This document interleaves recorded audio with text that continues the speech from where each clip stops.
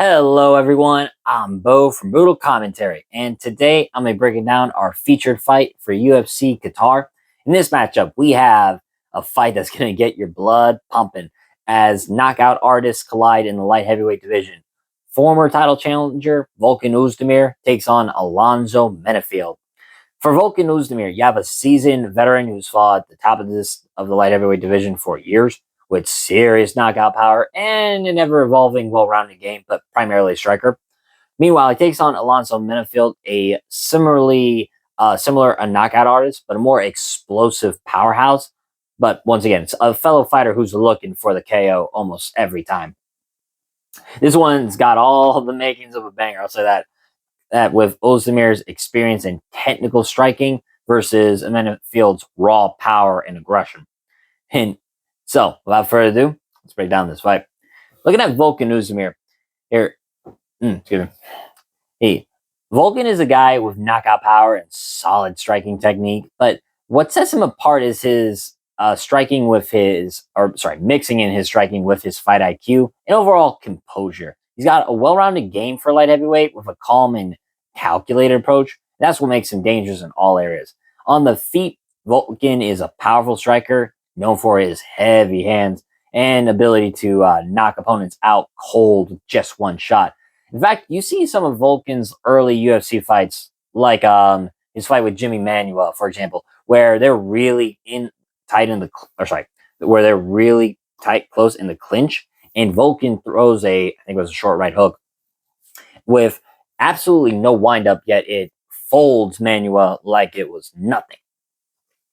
No, it doesn't really matter what range this fight will be contested in terms of the Volkan side, whether it's ultra close range, mid range, or long range. He's got power in both hands, no matter what.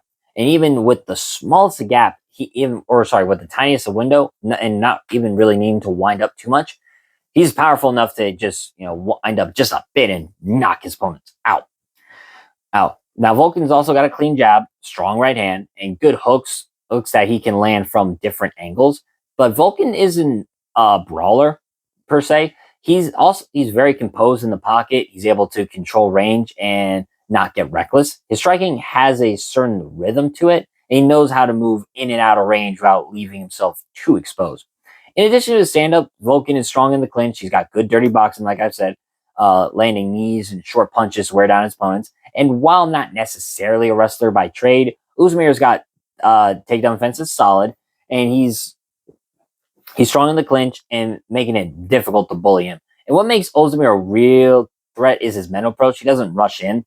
He does wait for the right openings. Now, granted, that can get him in trouble at times, as you saw with the close fight he had with Dominic Reyes a few years ago, where Reyes was able to kind of keep him at bay at range at times, and Volkan looked a little passive in that fight. Granted, it was a close one, and you could argue Volkan won, but still. And even his takedown game is not bad. He was able to get a takedown on like Anthony Smith and Reyes. Now, they were more in the moment takedowns, but they were well-timed takedowns, so that is something to say. Plus, Volkan is the only guy to beat Bogdan Gustov, and he did it by submission, too. One last thing I would say about Volkan, he has a hell of a chin. He's only ever been KO'd once, and that was by Yuri Prohaska. The only other time he was KO/TKO was when Daniel Cormier just TKO'd him in the crucifix. But it wasn't like he got stone cold knocked out by DC. I mean, the only one to do that is Yuri Prohaska, but Yuri Prohaska has ridiculous power. So that's what makes him such a fun guy. Only problem I have is he's pretty inactive at times. He fights like once a year. I mean, he fought last November against Carlos Ulberg. And now, let me say this. Last year, he fought twice. He fought Carlos Ulberg last November, and then he also fought Johnny Walker in June. But it was not until September of last year when he fought Bogdan Gustov, and then it was another year after that where he fought, Nikita Krylov, and that was 3 years ago. Oh, so that's like my one thing about Volkan is he's been pretty inactive at times. Now, looking at Alonzo Menifield, he is an absolute powerhouse in this division. Even at 38, he's still very explosive and still very strong. Menifield is all about aggression, raw power, and explosiveness, He's got serious knockout power in both hands and isn't afraid to go for it. From the moment the fight starts, Menifield is looking to press forward, close the distance, and land big punches. His kicks are explosive, and his punches come with a lot of heat to them. Menifield is a pretty fast starter, I would say. He doesn't really waste time filling out his opponents. The one time he really tried that was against was it Azamat Bakoya, or sorry, Azamat Mirzakhanov, and he just got picked apart until the knockout in that fight. So if he does fight cautious, it doesn't really benefit him much. When Menifield is going to come in hard, he's going to look to overwhelm his opposition with sheer power. And he's got a heavy right hand and a left hook that can also end a fight with one clean shot. I mean, thinking of some of the people he's KO'd badly too. Ooh, nah, man. Well, yeah, what is it? He clipped Dustin Jacoby, dropped him pretty badly in their fight. Give me one moment. I'm thinking of one KO in particular. The Misha Krinov fight where it looked like he sent him to talk to his ancestors in that fight. Like, holy shit. That's like the type of power he does have. Like I said, watch that knockout. It looks like Krinov is just talking to his ancestors. But what makes Menifield dangerous is his ability to move forward and throw hard, fast combinations. He's a guy who can end the fight in the blink of the eye. However, Menifield's game is pretty straightforward. He's primarily a striker with a focus on power. And while his wrestling isn't terrible, he's not a guy who looks to take the fight to the ground. He's more interested in testing his opponent's chin and getting the knockout. His cardio has been a question mark in the past. He hasn't undefeated fights, but he can fight through exhaustion pretty well. You saw it with his last two wins against Julius Walker, and specifically when those two were really tired. But they just kept pushing through, and Menifield got the better of it. I wouldn't say so much in his last win against Umar Sy, where fight was terrible. They didn't really throw much. But Menifield just did enough to win. And you can see Menifield is fighting a bit smarter. He is using the clinch better. He is using his, not great, but all right wrestling. For his wrestling, it's more explosive and more on power and strength than finesse to finish it. But he's got some tricky submissions at times. He was able to get a guillotine on Jimmy Crute and a Von Flute choke in one of his wins. So Menifield has rounded out his game to a degree, but at the end of the day, he's still an aggressive power puncher. Now, looking at how these two collide, I mean, it's essentially two guys with the same goal in mind: knock you into next week. But they do it differently. Volkan is going to try to control the fight with his striking technique, composure, and an ability to keep Menifield at range.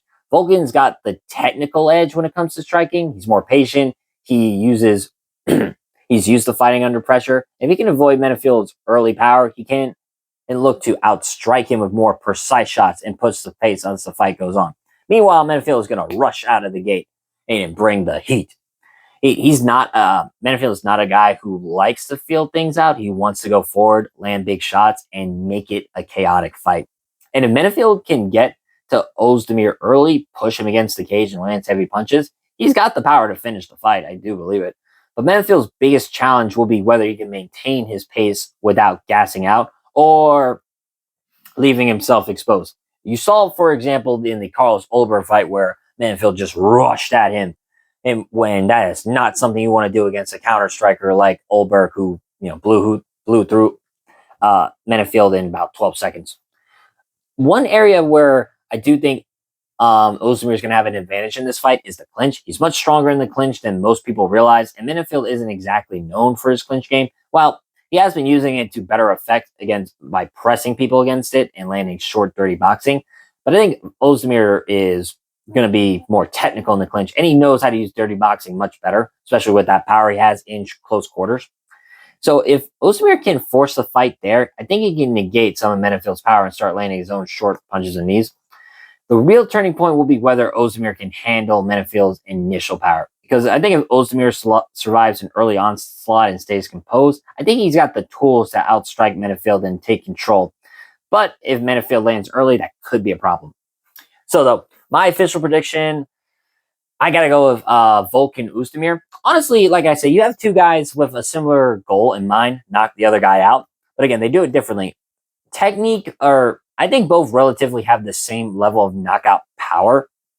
You could argue maybe Menifield is more explosive and could be the harder hitter of the two. I still think, yes, I do believe that Menifield is more explosive, but I'd argue they both have relatively the same level of power. The difference factor for me is that Volkan is going to be the more technically composed striker. He has the overall better technique and an ability to fight at all ranges pretty effectively. Plus, if we're now, let's say they go for wrestling, right?